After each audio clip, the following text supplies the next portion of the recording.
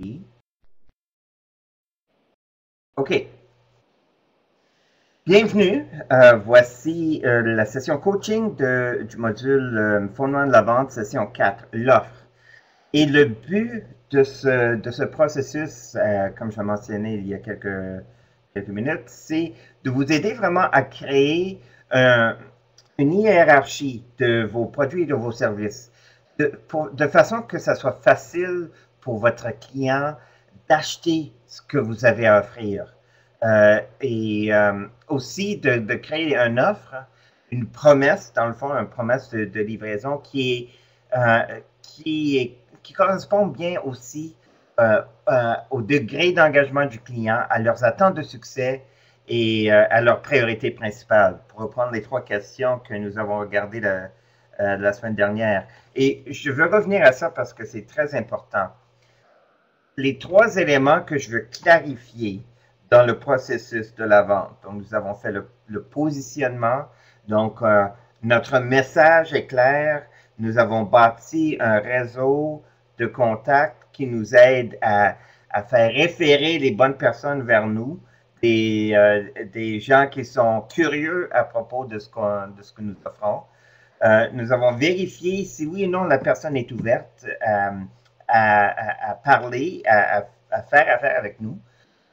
Puis, on a découvert 3 choses à propos d'eux, 3 questions importantes, leurs besoins prioritaires, leurs attentes de succès pour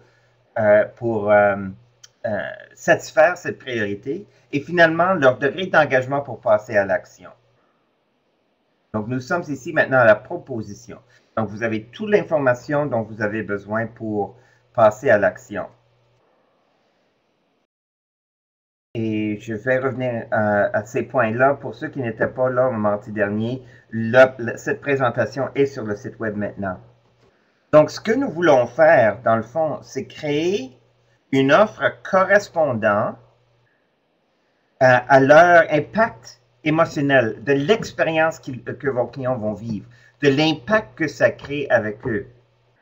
Donc, en regardant les avantages de chaque offre, de chaque produit et de service que vous offrez, en regardant aussi l'investissement requis par le client pour vraiment profiter de cette offre-là, l'idée, c'est de segmenter vos offres en 3 niveaux: communication, participation, transformation.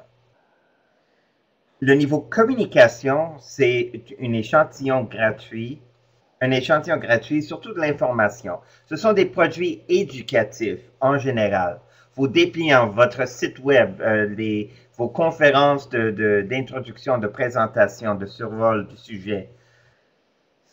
Quelque chose qui ne coûte pas cher aux clients, mais qui leur donne un peu d'information et qui vous permet de mieux connaître votre client potentiel et pour votre client potentiel, lui permet aussi de mieux vous connaître. Donc, c'est ça l'idée de communication.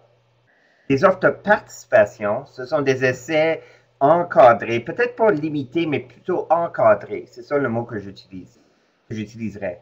Des essais encadrés, des achats de temps bien définis, surtout des activités de groupe, où est-ce que vous pouvez utiliser l'effet de levier.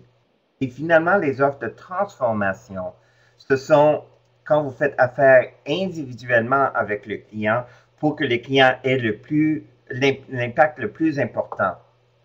Donc, voici ce que ça crée. Ça crée justement un genre d'entonnoir, un processus où est-ce que vos clients prospectifs arrivent, ils prennent un échantillon de ce que vous avez à offrir avec vos produits de communication. Après ça, s'ils veulent procéder, peut-être le niveau communication, c'est tout ce qu'ils ont besoin.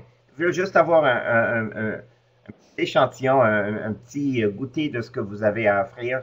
Puis après ça, ils sont satisfaits, ils s'en vont ailleurs. C'est parfait, pas de problème. Niveau participation, c'est une expérience plus profonde. Une expérience où est-ce que la personne est prête à investir un peu plus de temps, d'effort, d'argent, et vous leur offrez maintenant quelque chose qui a plus de valeur, qui dure plus longtemps dans leur vie, qui a plus d'impact. Et votre offre de transformation, c'est l'offre le plus important que vous donnez. C'est où est-ce que vous faites un échange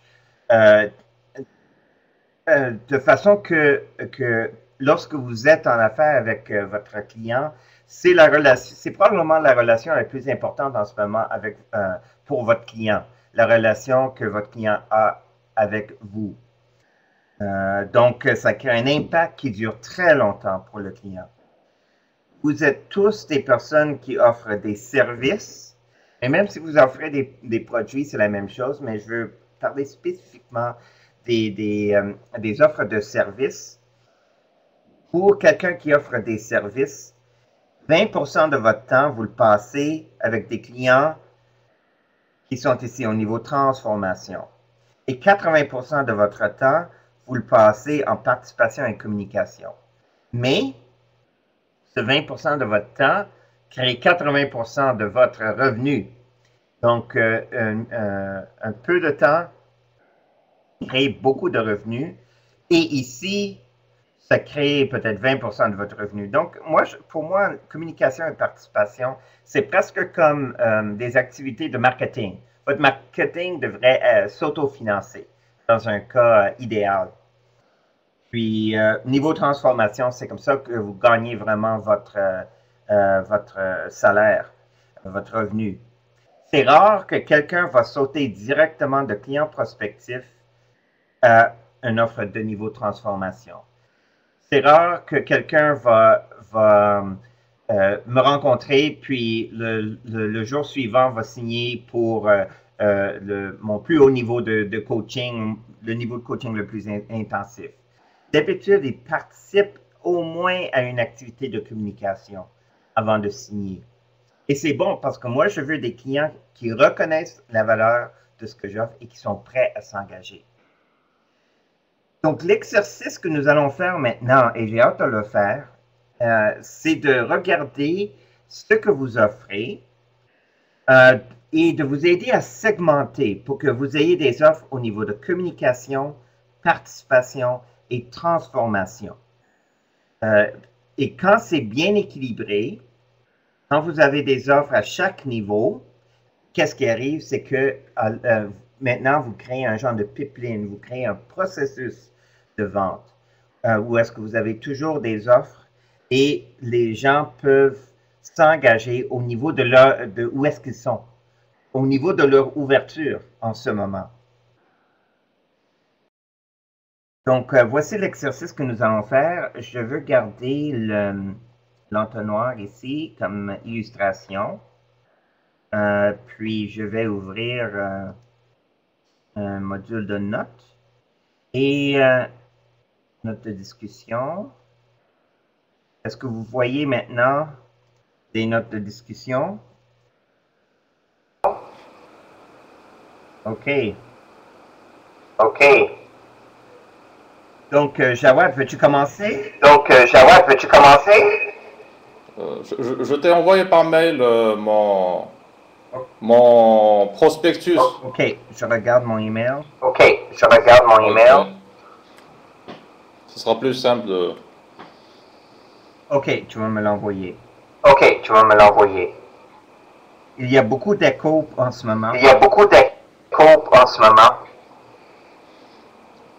Je suis pas chez moi, je suis en déplacement dans un hôpital. OK.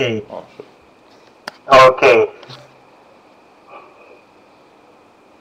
Donc, je viens juste te couper un instant. Jawad, si tu veux revenir quand tu veux me l'envoyer, on va pouvoir travailler ça. André ou Sonia, voulez-vous essayer le processus? OK, donc André. Donc, finalement, ça sera Sonia. Sonia, veux-tu te prêter au jeu?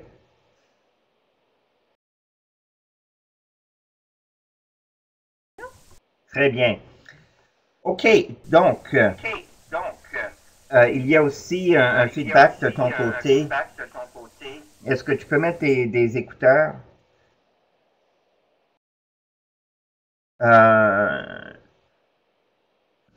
Et avant de commencer, j'aimerais travailler un peu avec André. André, tu peux inscrire côté conversation, donc dans le chat, tu peux inscrire tes réponses. Es-tu game à faire ça? OK. Donc, question numéro un, et vous pouvez tous faire cet exercice-là. Donc, André, regardons, quels sont tous les services que tu peux offrir? Donc, une ligne par service. Donc, quels sont tous les services que tu peux offrir à tes clients?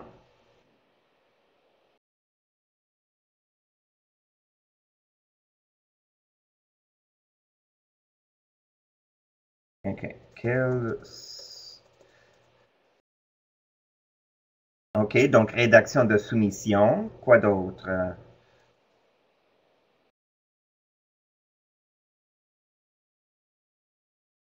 Que vous pouvez offrir. OK. Préparation de demande de subvention. Oui, quoi d'autre?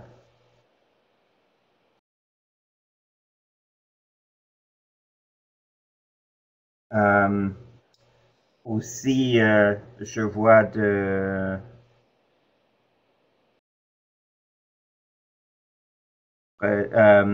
de crédit d'impôt. Oui, donc c'est un autre service que tu peux faire.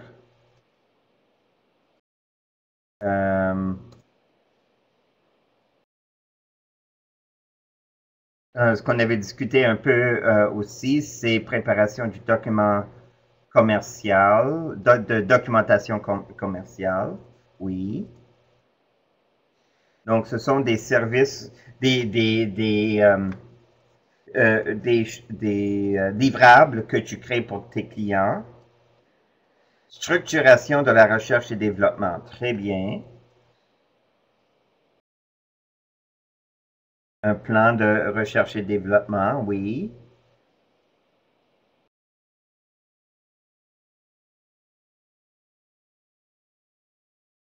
Puis pense aussi, quelles sont tes évaluations techniques? Quelles seraient aussi des offres que tu pourrais faire où est-ce que tu n'es pas payé? Regardons ça. Quelles sont des offres que tu pourrais faire où le client n'a pas besoin de te payer?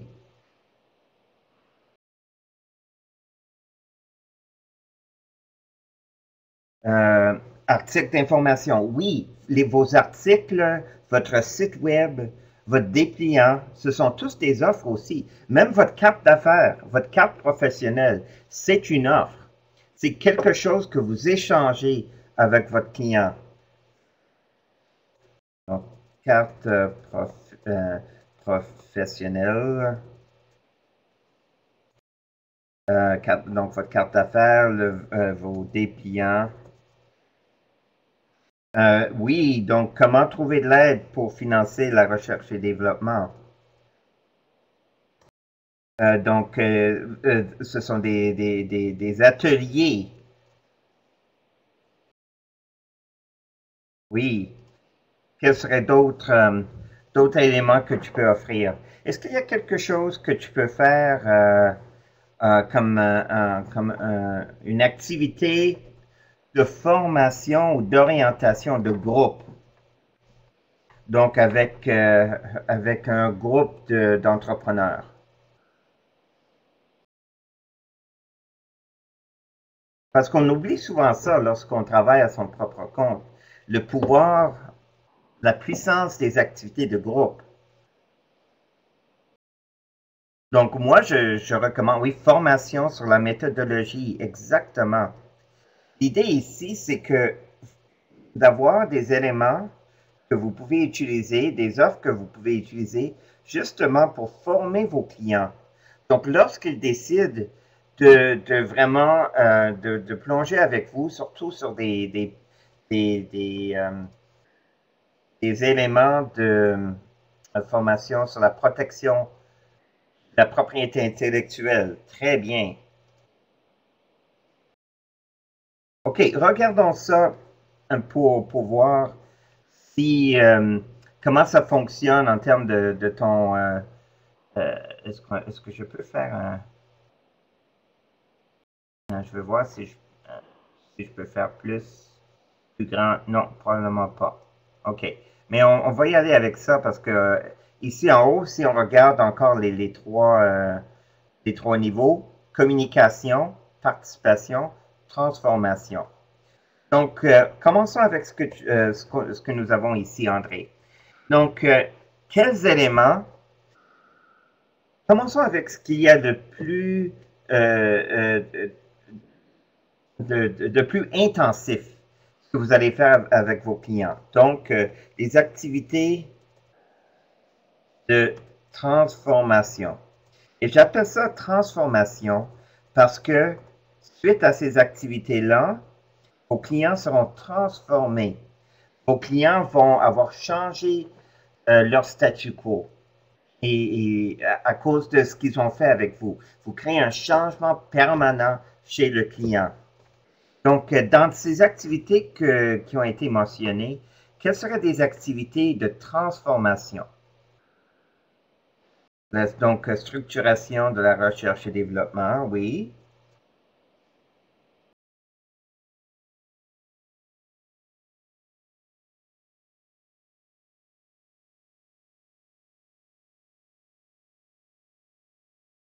Donc, ça, ce serait bon. Je dirais aussi la formation sur la méthodologie. Moi, je dirais, selon moi, tout ce qu'il y a en termes de formation. Donc, quand je communique de l'information à quelqu'un, ça ne veut pas nécessairement dire qu'ils vont passer à l'action. Donc, des formations sur la méthodologie, sur la protection, la propriété intellectuelle, tout ce qu'il y a information qui peuvent peut-être utiliser, moi, je mets ça dans activité de participation. Donc, surtout ces genres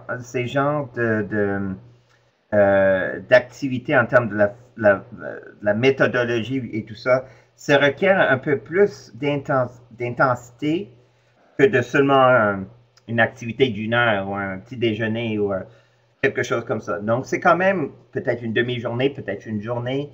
C'est quelque chose d'un peu plus suivi que vous faites. La participation dans un projet recherche et développement avec un client comme partenaire, ou est-ce que vous devenez un peu leur VP développement virtuel? Ça, c'est certainement de la transformation parce que le client va vivre un changement permanent dans leur vie, dans leur statu quo. Donc, c'est comme ça qu'il faut penser au niveau transformation. Rédaction, ici, comme la rédaction de soumission, demande de subvention, demande de crédit d'impôt, préparation de la documentation commerciale. Moi, je mettrais tout ça ici à des activités de participation. Ça requiert du travail de ton côté, mais c'est quelque chose que tu livres, puis après ça, tu pars. Mais au moins, pendant que tu livres, tu apprends beaucoup à propos du client et le client apprend beaucoup à propos de toi. Donc, moi, je mets ça du côté activité de participation. Et bien sûr, activité de communication.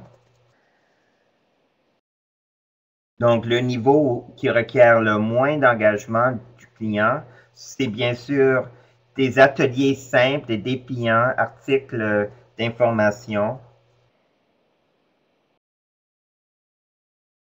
Donc, donc des mini-ateliers. Donc, c'est presque, c'est ça la différence. Donc, des mini-ateliers, c'est niveau communication, des ateliers plus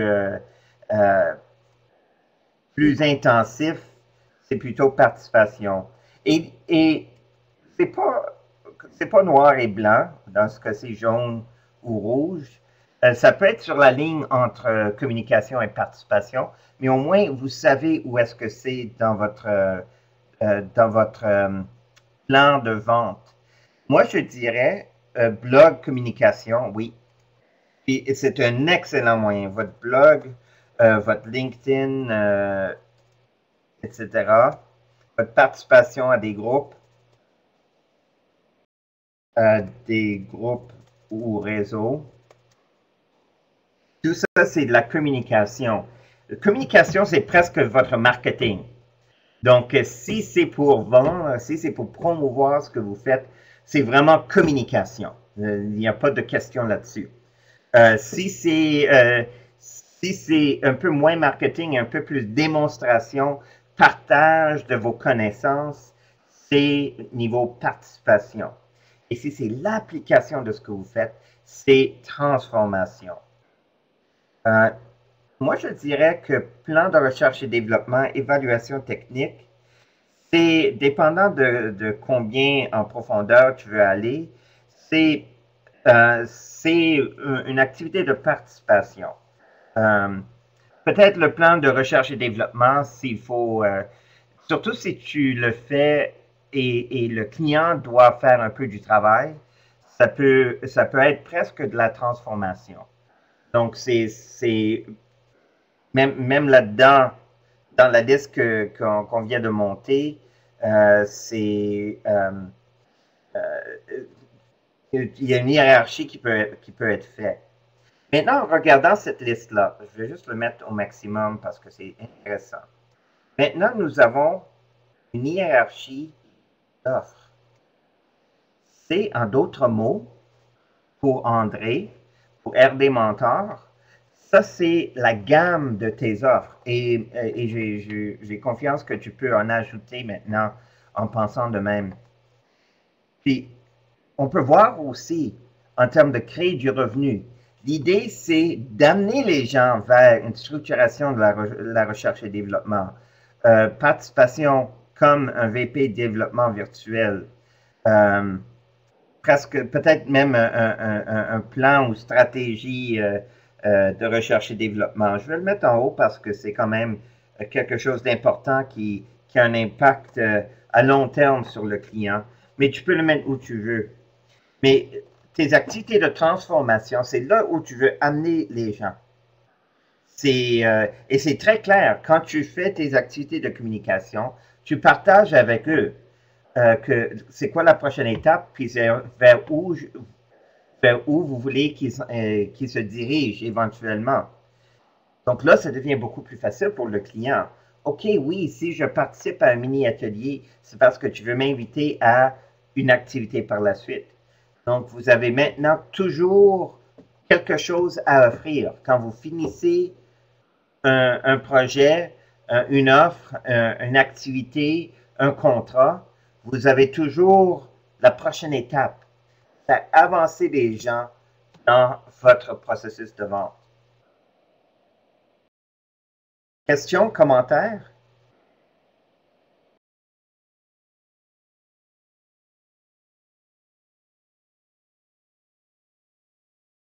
Puis dans le fond, ça devient votre plan d'affaires.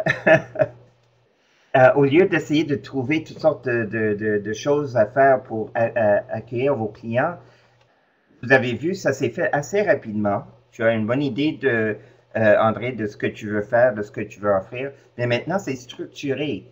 Tu sais où mettre tes efforts, où mettre tes efforts de vente et de développement pour que les gens viennent à tes activités de transformation, à tes offres. J'appelle ça activité, mais dans le fond, c'est vraiment les offres, je devrais dire.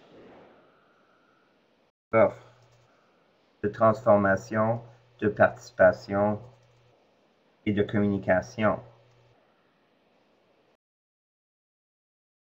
Et même à l'intérieur. Donc ici, oui, combien de pourcentage, donc à peu près, là j'utilise le règle de Pareto, là, le 80-20, mais disons 3 jours par semaine si tu fais de la participation et communication et 2 jours par semaine tu travailles sur tes offres de transformation, c'est à peu près ça. Le 80-20, 20% de ton temps va être dans le développement vraiment avec vos clients, mais c'est là que vous allez gagner la majorité de votre revenu. Et vous voyez ici aussi, on n'a pas besoin de faire de la publicité. Et moi, je crois beaucoup que la publicité, c'est un modèle qui ne fonctionne plus parce qu'il y a trop de publicité dans le monde aujourd'hui. Donc, la meilleure façon de démontrer, la meilleure façon de se faire connaître, c'est en démontrant ce que vous êtes capable de faire. L'élément déclencheur, Sonia, y a-t-il un élément déclencheur en particulier qu'on devrait surveiller pour passer d'une offre à l'autre? Si je reviens je vais revenir à l'image. OK. Donc, si je reviens à l'image, c'est vraiment le niveau investissement. C'est ça que je veux voir. Si les gens n'ont pas l'argent de me payer pour une offre de transformation, je leur dirige vers une des offres au niveau participation ou communication. Et c'est surtout ça que je vois. Au lieu de baisser mes prix, au lieu de faire des compromis, je les dirige aux étapes précédentes. Et ça permet à la personne de comprendre, aussi de gérer leurs attentes. Que quand quelqu'un participe à une activité de communication, donc je le dis au début, voici, l'idée c'est de vous donner une idée, un survol du sujet. Puis peut-être vous allez partir avec une idée ou avec un outil que vous pouvez utiliser.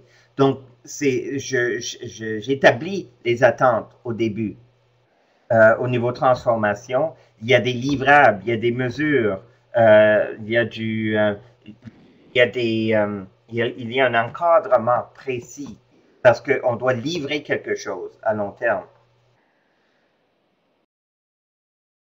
Donc, est-ce que ça répond un peu à la question?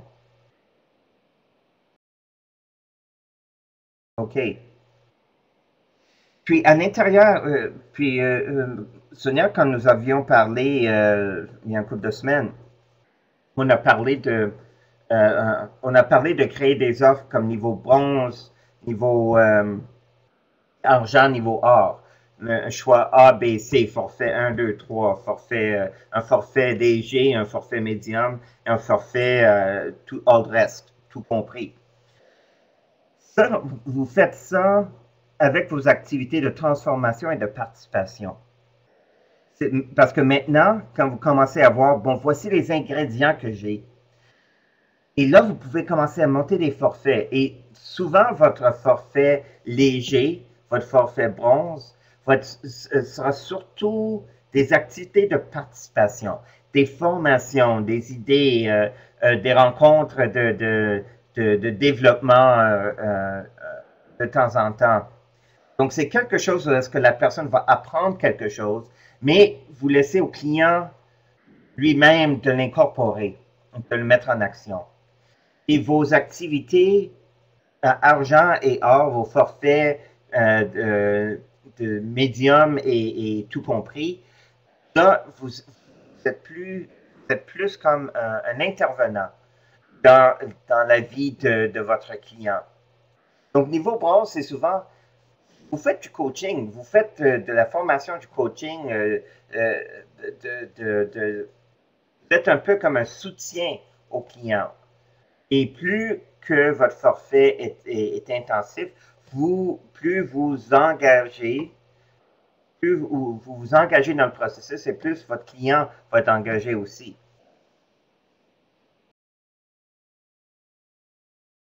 Mais avant de monter vos forfaits, c'est l'exercice qu'il faut faire, la transformation, participation, communication.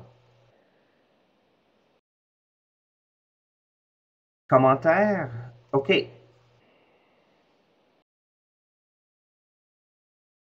Bon, je suis en train de copier ton offre, Jawad. Bon, on va passer à Jawad. Et je vais le mettre ici pour que vous puissiez le lire. Voici ce que Jawad vient de m'envoyer.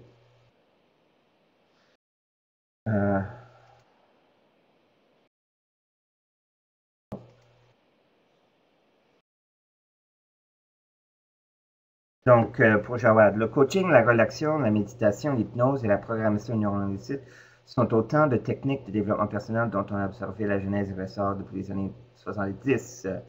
Ces différentes approches répondent à une demande croissante de connaissances de soi et de thérapie brève, demande dont les objectifs sont divers, allant de la quête de l'authenticité ou à la recherche de l'efficacité au travail. En parallèle, nous assistons depuis 20 ans à l'explosion des neurosciences. En effet, les découvertes dans ce domaine s'accélèrent à un rythme effréné. Actuellement, les neurosciences constituent le secteur scientifique qui draine le plus de chercheurs. Les avancées atteignent des frontières insoupçonnées et l'on peut entendre ici émerger des mots comme neuroconscience.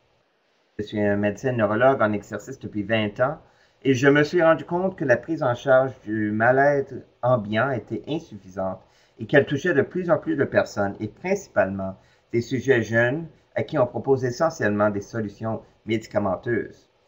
Soucieux du bien-être de mes patients et de leurs familles, j'ai entrepris plusieurs formations et recherches approfondies qui m'ont permis de développer des outils puissants faisant appel aux neurosciences, à la psychologie humaniste et à la sagesse universelle. C'est dans ce contexte que je me propose de développer ces outils innovants au travers de séminaires et de formations personnalisées. Trouveront ainsi leur légitimité en tant que science du développement personnel et interpersonnel. OK. Donc, c'est une offre de service très intéressant parce que tu nous mets dans le... Oh, quelque chose par erreur. Tu nous mets dans le contexte. Maintenant, ce que je veux faire avec toi... Non. Ce que je veux faire avec toi, c'est de déterminer précisément quelles sont des offres de services que tu peux faire en alignement avec ces éléments-là. Donc, tu peux les taper si tu veux. Je vais juste... Donc, Jawad, selon toi, on voit ici quelques offres. Donc, des offres, on va juste faire une liste en général. Et tu peux en ajouter aussi du côté conversation dans le chat. Mais ce que je vois ici, bien sûr, des séminaires, la consultation et des formations personnalisées.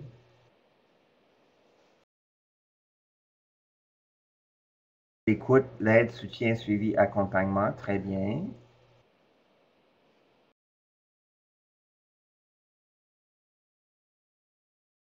Quel autre service? Regardons les services en ce moment que que tu es en mesure d'offrir. La prévention. OK. Ce que j'entends ici, j'entends beaucoup de résultats. Et ce que je veux voir, c'est quels sont les services, presque les livrables pour créer le résultat. Par exemple, pour créer le résultat de prévention, quel est le service que tu offres pour justement créer ce résultat de prévention?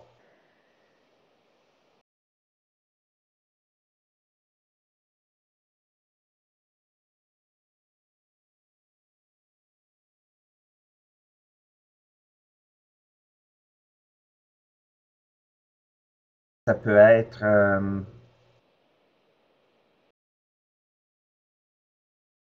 Jawad, si tu veux parler, vas-y, je vais fermer mon micro pendant que tu parles.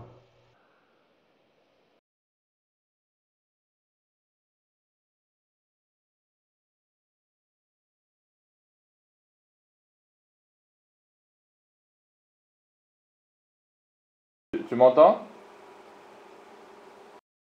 Ah, c'est bon?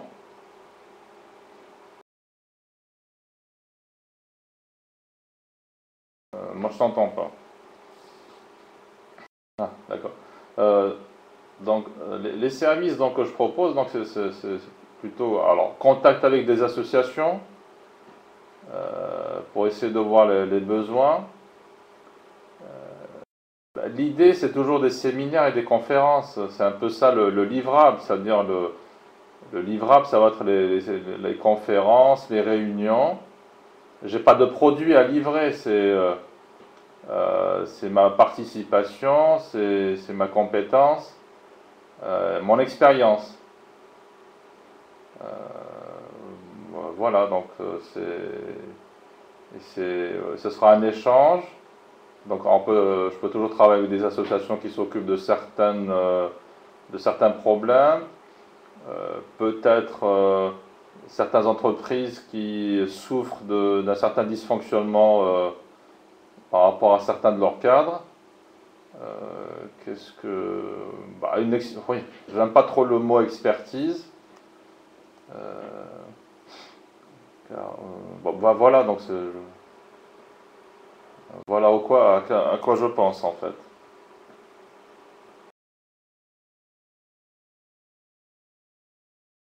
Euh, je vois, je vois n'importe où.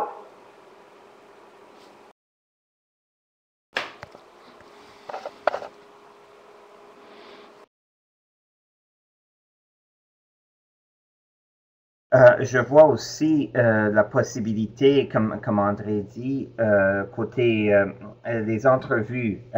Il y a un élément, beaucoup d'éléments éducatifs que tu peux faire. Donc, les podcasts, les entrevues, les articles. Et si tu vois maintenant, c'est de mettre plus du côté communication. Un élément intéressant avec des offres de communication, je vais juste accorder les droits ici. Euh, souvent, les éléments de communication c'est comme de la diffusion. Donc, c'est moi qui diffuse en général.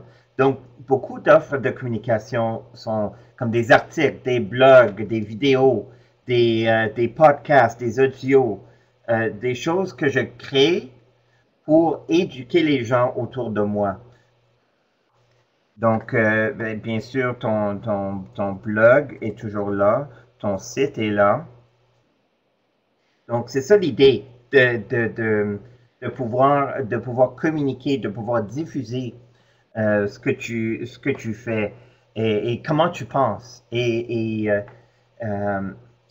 Donc, d'écrire, de parler,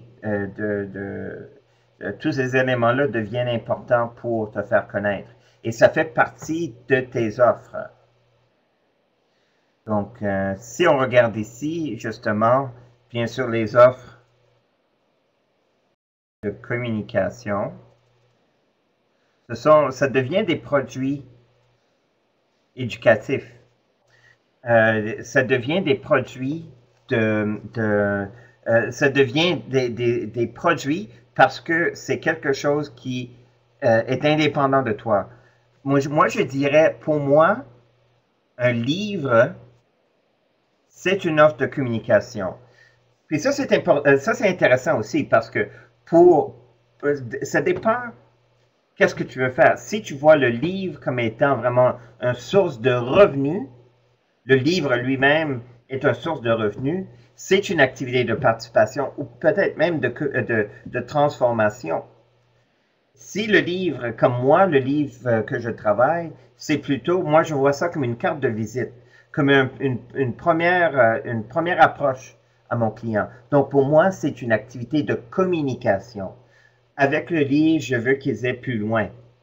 Mais ça dépend complètement de comment tu vois le livre, de l'engagement que tu veux que les gens prennent à cause du livre. Mais c'est définitivement une offre dans ton arsenal. Euh, donc, les produits, les articles, les blogs, le site, ça c'est communication. Et tu as d'excellentes offres de transformation. Donc, c'est vraiment les formations personnalisées, l'écoute, le soutien, la prévention, l'intervention au niveau des cadres. Donc, c'est là où tu vas vraiment, tu deviens partenaire avec le client. et les offres de participation. Donc, les séminaires peuvent être dans les deux aussi, dans le livre, des séminaires d'introduction, comme tu avais mentionné la session précédente, Jawad, comme où les sessions de discussion, où est-ce que les gens, tu proposes un sujet, tu présentes le sujet, puis après ça, les gens discutent entre eux, puis tu deviens un genre de modérateur, d'animateur. Ça peut être une offre de communication très, très puissante. Des réunions, des conférences, des séminaires, des contacts avec des associations pour voir leurs besoins. Donc, des études, comment mesurer ou des constats de leur situation. Ça, c'est plus offre de participation. Donc, tu commences à connaître le client. Et finalement, il y a plus des séminaires intenses. Là, donc, peut-être 2, 3, 4 jours. Ça, c'est de la transformation. La consultation, les formations personnalisées. Donc, tu vois maintenant, blog quantité d'infos, c'est ça. Donc, qu'est-ce que tu veux dire par quantité d'infos, Jawad?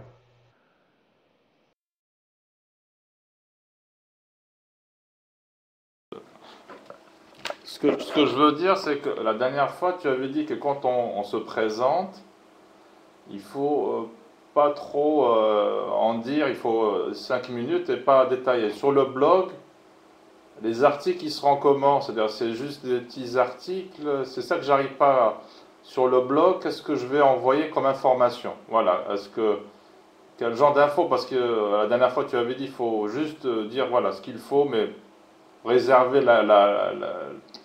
toute l'information aux rencontres, aux séminaires.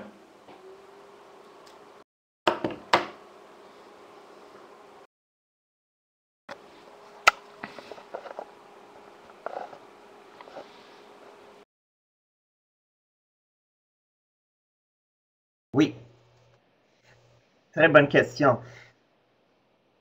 Dans le passé, on disait les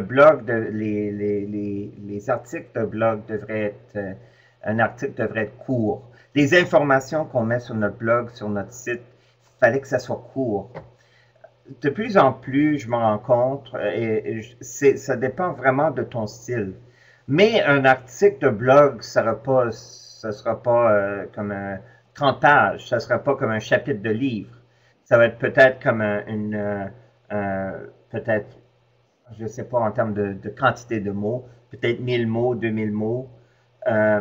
Le blog, moi, ce que j'aime avec le blog, c'est un endroit pour essayer quelque chose, pour essayer une idée, de commencer à développer une idée et de voir si les gens répondent à l'idée ou pas.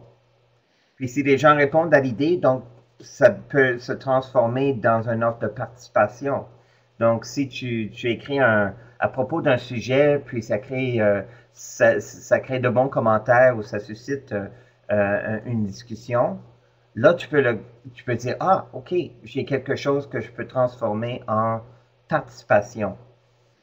Et des fois, j'ai des idées d'offres qui viennent justement des commentaires que les gens me font, soit sur le blog ou en personne suite à quelque chose que j'ai mis sur mon blog. Donc, il n'y a plus vraiment de règles là-dessus à propos de est-ce que le blog, c'est très court ou c'est long. Ça dépend comme tu veux. Ce que je disais l'autre fois en termes de qu'est-ce qu'on doit donner tout de suite, c'est plus si je veux que mon client ait un impact à long terme. Ce que je veux, donc si je veux investir, je veux que le client investisse du temps et de l'effort et que moi, je dois aussi investir du temps et de l'effort avec le client. C'est une activité de transformation, le client doit payer.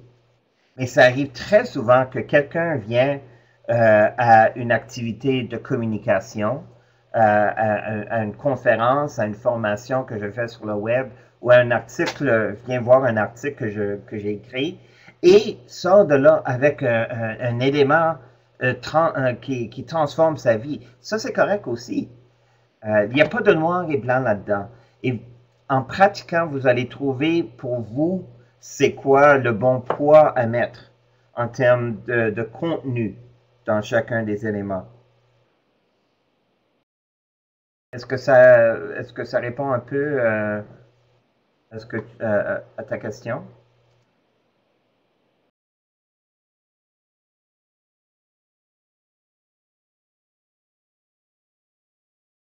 OK.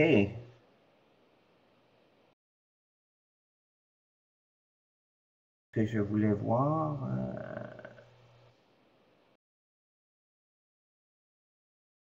OK. Donc, Jawad, tu as maintenant un bon point de départ pour commencer à monter sur quoi tu vas bâtir.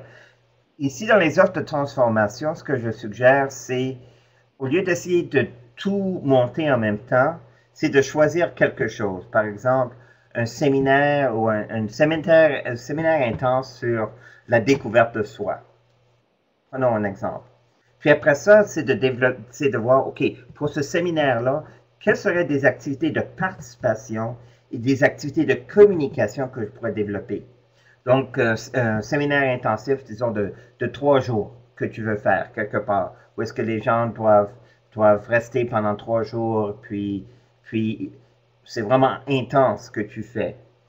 Donc, des activités de participation pourraient être comme des séminaires sur le web. Ça peut être des soirées, une soirée d'information ou de discussion. J'aime ça l'idée d'une soirée de discussion, d'un petit déjeuner de discussion sur le sujet pour donner le goût aux gens de venir à ton séminaire intensif.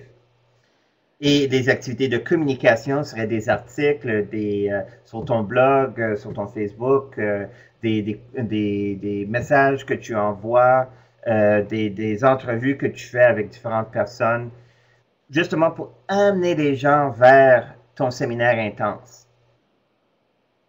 Et en même temps, tu peux voir, bon, est-ce que les gens participent aux activités de communication et de participation?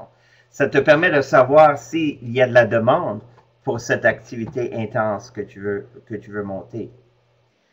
Donc, en pensant par transformation, participation, communication, ça simplifie le processus de créer un chemin, un processus, une séquence logique de progression pour l'acheteur. Au lieu de dire, venez à mon activité de 3 semaines au sommet de mon Titicaca quelque part, et comme ça, totalement à froid, tu amènes les gens à mieux vous connaître. Que quand ça vient le temps d'offrir votre journée intensive, votre activité intensive, le plus haut niveau de service, de devenir leur vice-président de développement virtuel et tous ces éléments-là, les gens sont prêts, les gens sont éduqués, les gens reconnaissent la valeur de ce que vous avez à offrir et sont prêts à s'engager avec vous. Parce que tout le travail que vous avez fait pour trier la personne, pour préparer la personne, vous connaissez les 3 choses qui sont importantes pour la personne. Leur priorité numéro 1 dans leur vie en ce moment, que ce soit affaires ou privé. Vous connaissez leurs priorités en ce moment. Qu'est-ce qui occupe leur cycle mental?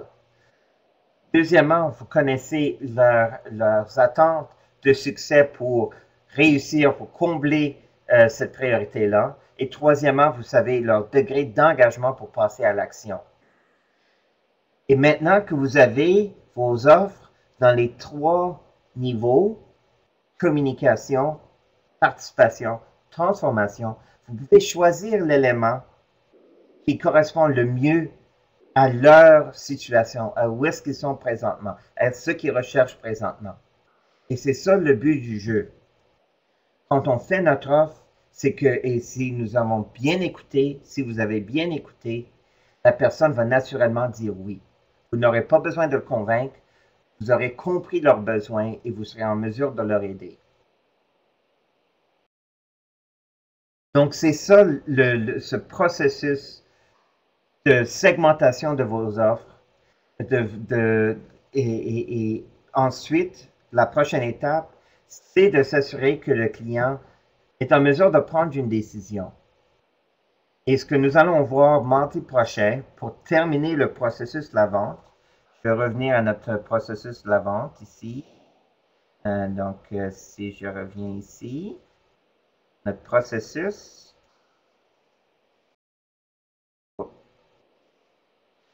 Donc, ce que nous avons regardé, c'est la proposition, l'offre.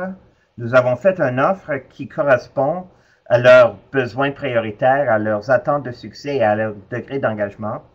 Et après ça, nous allons voir le processus de décision client prospectif et de comprendre l'objection. Comment répondre à l'objection, comment répondre à leurs questions de façon à ce qu'ils disent oui. Et vous pouvez passer à l'enrôlement, vous pouvez passer à fournir le service. Ce qu'on veut éviter, c'est que le prospect décide non, puis le tout revient au statu quo, parce que ça veut dire que beaucoup de ce travail-là n'aurait pas porté fruit. Donc, c'est ça que nous allons regarder mardi prochain. C'est justement le processus décisionnel et le processus de l'objection. Je suis curieux de savoir, avez-vous des commentaires pour terminer? Lors des 2 prochaines semaines, là, je commence à avoir des dates pour où est-ce que je vais vous rencontrer chacun à votre tour de façon personnelle. Lors de notre discussion individuelle, c'est ça que je veux vérifier avec vous, que vous ayez je remets les notes de discussion, que vous ayez votre, oups, je vais juste replacer ça ici, excusez-moi, que vous ayez votre plan, votre modèle d'affaires qui est très clair et vous savez quoi faire avec. Donc, c'est ça que nous allons faire. Donc, dans les prochains jours, je vais être en contact avec vous. Je sais que Sonia puis Jocelyne, j'ai déjà des sessions de cédulé avec vous. Jawad, quand tu es ici au mois d'avril, nous pourrons prendre du temps puis vraiment aller en profondeur là-dessus. Et pour les autres, définitivement, soyez en contact avec moi pour qu'on puisse réserver un temps pour discuter de votre processus de vente. Donc, c'est ça que je voulais partager avec vous aujourd'hui. C'est quoi un élément que vous retenez de cette discussion? Vous pouvez le taper du côté conversation. C'est quoi un élément que vous retenez?